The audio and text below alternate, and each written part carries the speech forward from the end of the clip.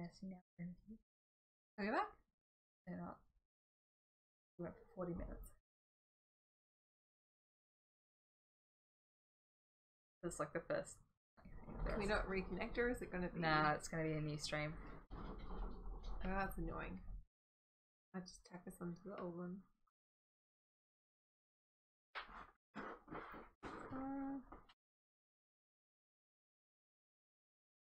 Yay! I think we're back. Oh. Okay, we're back.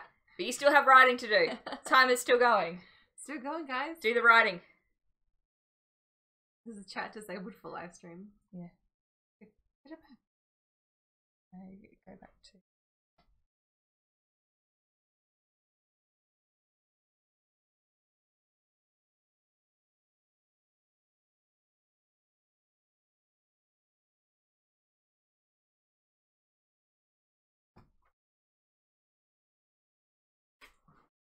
Oh, cool. Oh, good. Yep. I see everything. Yeah. Oh shit, 4 minutes. Yeah. Ah.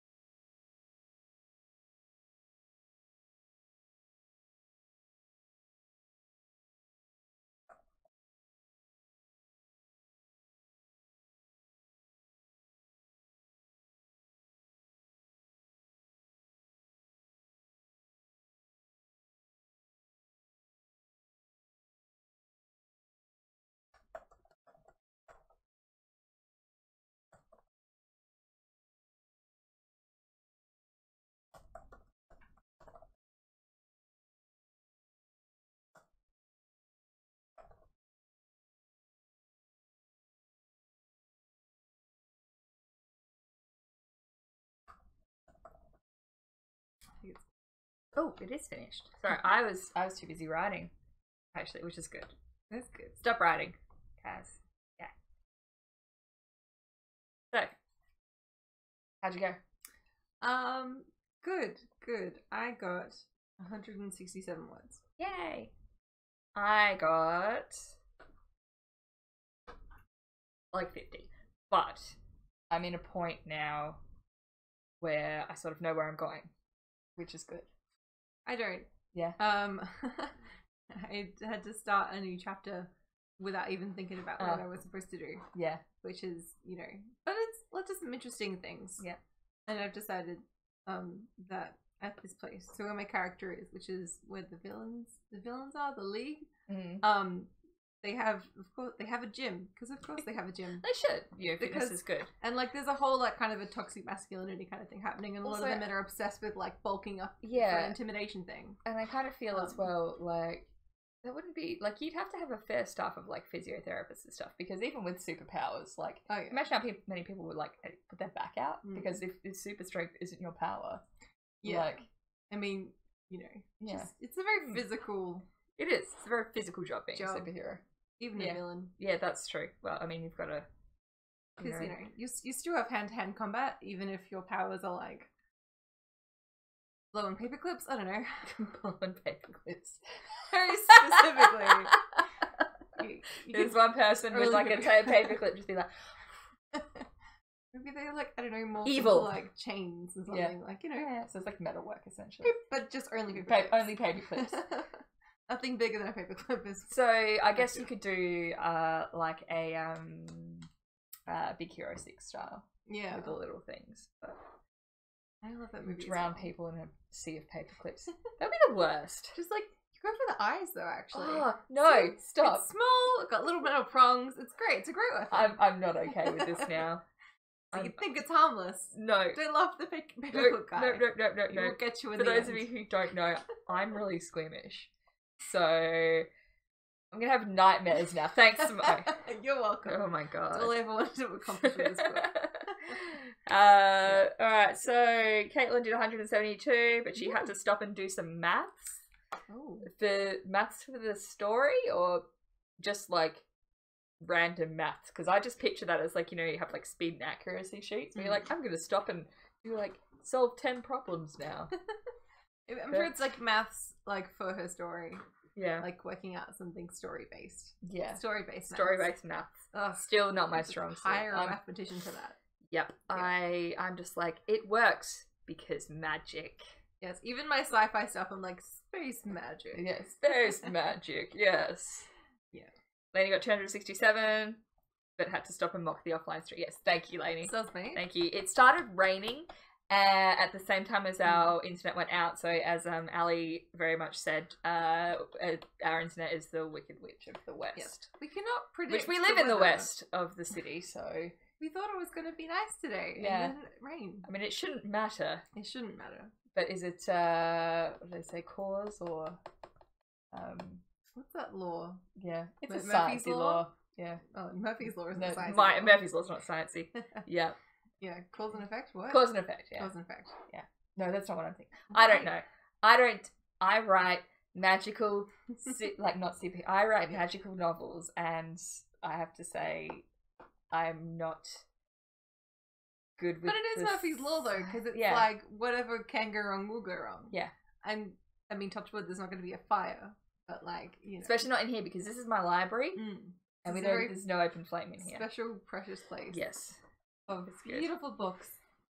Okay, all says behind me. Maths for the story. I had to figure out birth and death dates, which means I had to figure out how old my main character was. This is what I get for killing people in your story. Yes. Oh my god. Power over paper. Oh my god. Death by 1,000 paper cuts. Ooh, no thanks. And you just like push them into like a thing of like lemon juice. Ow. No, I'm not okay with this. Yeah, boy. Yeah. Let's torture all the characters. See, I read some messed up stuff. Like, I mean, there's a lot of like the adult fantasy. There's some stuff that goes down in there. So I'm okay with most things, but as soon as they're just like, yeah, no, we just killed the dog, and I'm like, how? No, you can't kill the dog. Although that is a good way. You'd be like, the dog always lives, and then the dog dies, and people are just like, I will hate you forever if you kill the dog in the story. So writing advice, don't kill the dog. No. Or do if you're a terrible human being. You want me to hate you. I feel like that surpasses, because the goal, I feel, for a lot of things is, like, authors want to hear that they broke you. So as a writer, I like to know that I broke people, but I feel like breaking people by killing the dog, like, that's a bridge too far. I mean, when you break you, like, it's dangerous territory. Yeah. Don't start doing shit for shock value. Yeah. Like, it's gotta be plot relevant and make sense, make logical sense within good the story. writing. Yeah. What is the best writing advice you've ever received? Oh, God. You can think now. You asked this before. Oh, yeah, you can pick more than one. Probably just write it, just write your first, like, the first draft is you telling yourself the story. Yeah. And just do it. Just write the draft and then fix it in the next draft. Yeah. I like referring to my first draft as my zero draft. Yeah. Because anything goes. Just do it. Crazy idea. You want to add some dragons? Do it. See how it goes. Try it out. Dragons.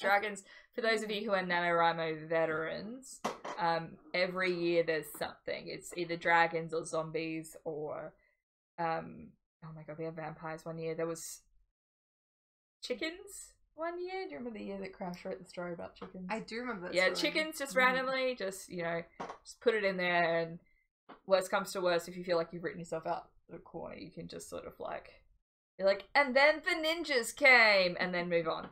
And figure out how to fix that. Maybe sans ninjas. Or maybe you keep the ninjas. Maybe the ninjas suddenly plot relevant. Maybe the ninjas turn the whole thing around. Yeah, exactly. And you gotta somehow justify, like, this bit of Eastern culture. Yeah. That hopefully isn't just this weird appropriated American word. Just ninjas. That's why I like zombies.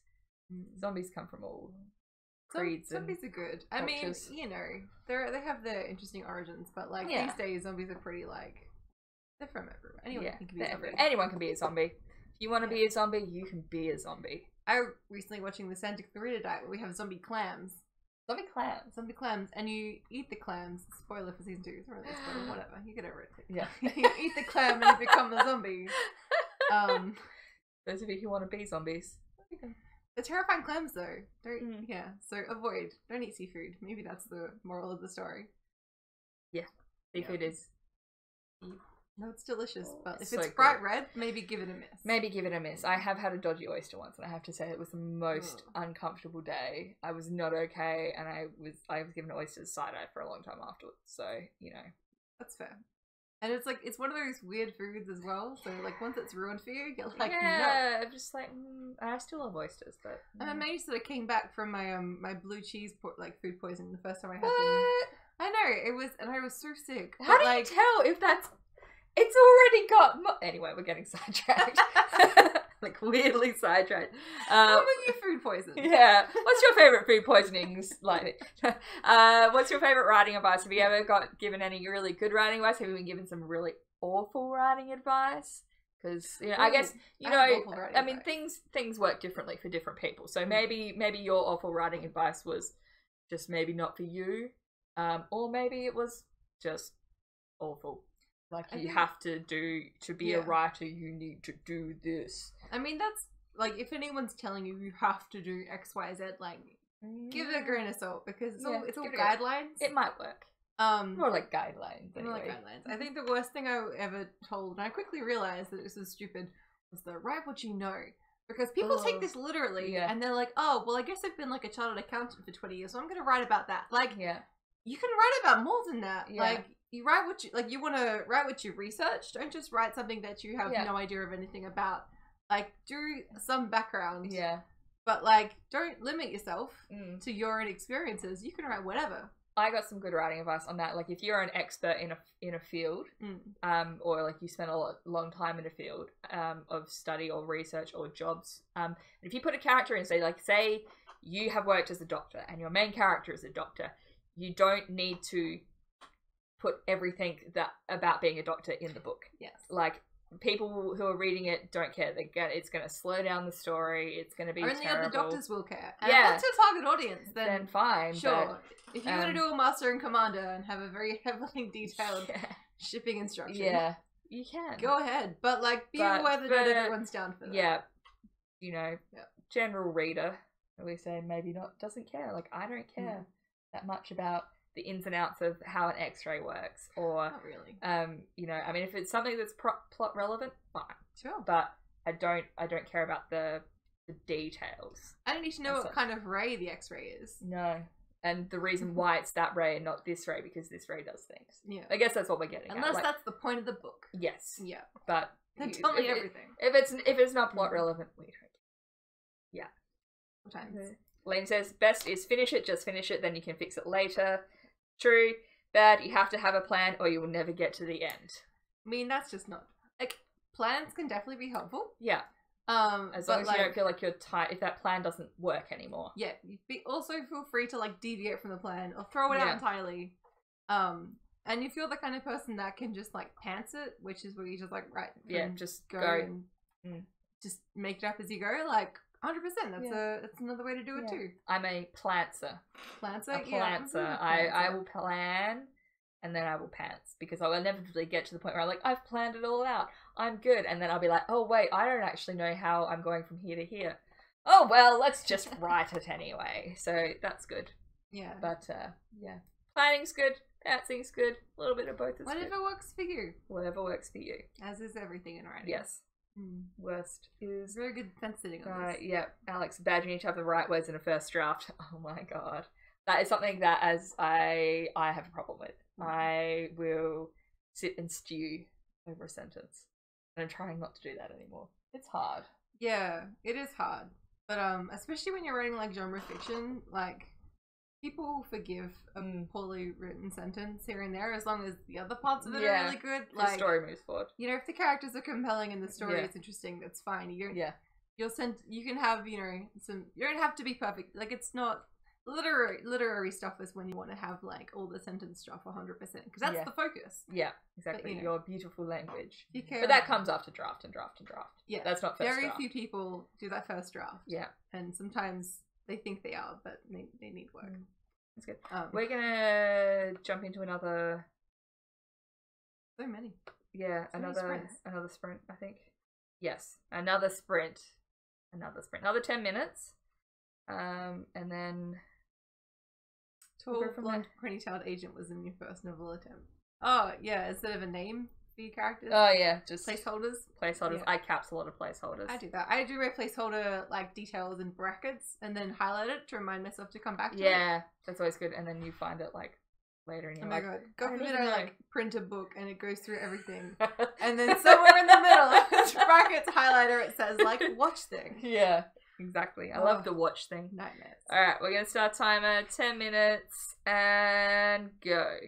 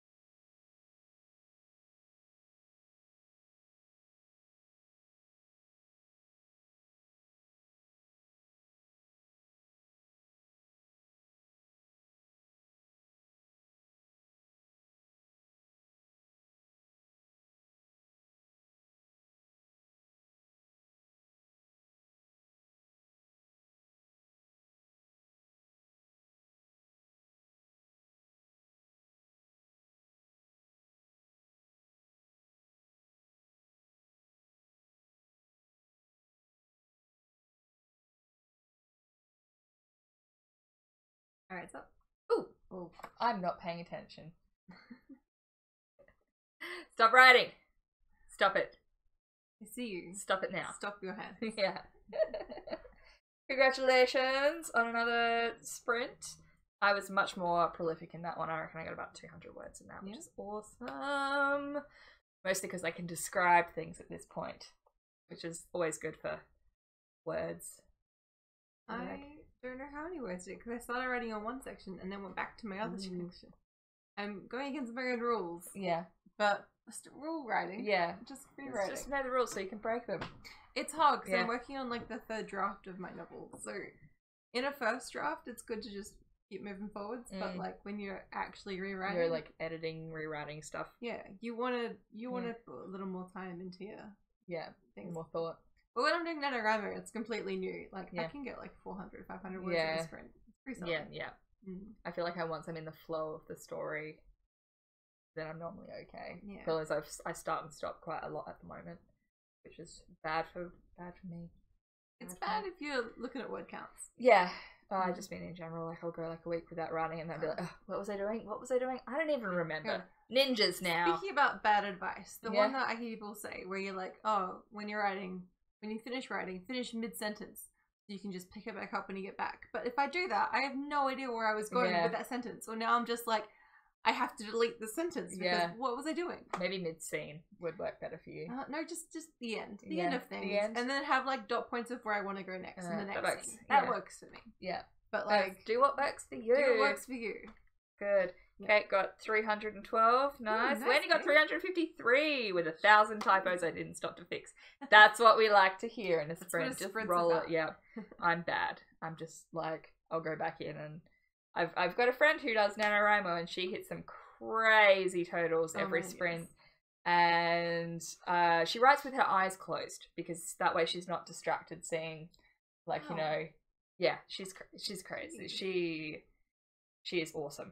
But like that's what works for her. That's how she gets her totals. Is she goes back in later and does essentially like typos everywhere, but she goes back in and fixes it all later when she's already got, you know, it down, which is good. See, Lady says dialogue is easy for word counts. I don't find that. No, I don't find writing dialogue to be a good way for me to get like words down. I'm really good at dialogue. I love dialogue. I love having the exchange with characters, so I can happily just have like pages and pages and riffing off each other. Yeah. But when it comes to like descriptions, I'm just like, if I described enough, there's enough. Yeah. I'm like the opposite. There are some walls. You've seen them. There are walls. There are 4 walls and a ceiling. Hooray. That's all you need to know about this room. Yeah. I mean, I tend to over describe, and that's something I have to pare back later when I edit because you got to leave something to the imagination for the readers. You don't need to tell them every single little intricate detail. But I like writing that out because I like to paint the picture in my mind for me, and then I can sort of figure out what I need to take. See, when I imagine things, it's usually characters in blank rooms. When you ask me to describe the room, I'm like, oh, I guess there are walls. Maybe a window. There are people in there. Yeah. Settings are hard. That's why I have a little cliche settings. Like I do a little coffee shop scene. Yeah. Because like. And then, so with this section here, little like scenes in the lab where they're just chatting in the lab because it's where one of the characters basically lives. So it's like it's easy. I mean, dialogue is great. This is another bit of writing advice I got. Like, dialogue is great for moving the story forward. Definitely. And for backstory. Yeah. And for it's like you can get a lot of information out in dialogue without having to do a lot of work. I mean, like writing good dialogue is it's work, but like it doesn't feel like work for the reader. Like they're not. Yeah. Like it's not like paragraphs and paragraphs of stuff. Sometimes internal monologue. If I'm reading a book that I'm struggling through, I'll like skim read all the paragraphs till I get to the dialogue. Yeah. And I'm like, oh, what are they saying? Yeah. Where is the cool stuff? Yeah. Whereas I love describing things. It's my jam. The best. Yeah. Yeah. That's cool. You can have different specialties. Yeah, exactly. Which is, I think this works well then. Yeah. That's good. Alright, guys. We're gonna leave it at that for today. Yeah. I think we're a little bit, we're probably about 10 minutes over, but we had that drop out in the middle and we started late. No, we're not. Thanks, weather. Yeah, whatever, rain. The Adelaide curse is real, I swear to God. Oh my god. Anyway, thank you for joining us for this very first YA Jungle. Please let us know in the comments what you thought, anything you'd like us to discuss next time. Yeah, tell us what you're reading. Yeah.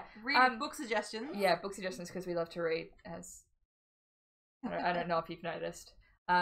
Also, writing advice books that you found really helpful. Like what works for you, let us know.